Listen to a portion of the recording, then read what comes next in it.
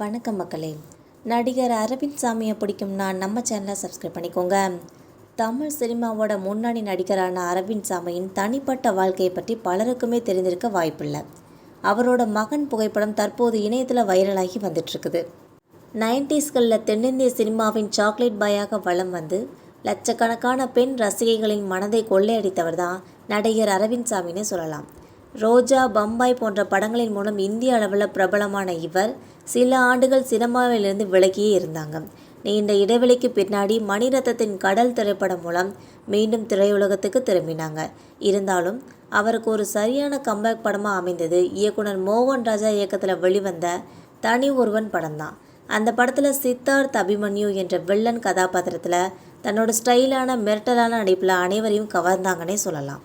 அதைத் தொடர்ந்து கடந்த ஆண்டு பிரேம்குமார் இயக்கத்தில் வெளியான மெய்யழகன் திரைப்படத்தில் அருள்மொழி என்ற கதாபாத்திரத்தில் நடித்து ரசிகர்களை நெகிழ வச்சாங்கன்னே சொல்லலாம்.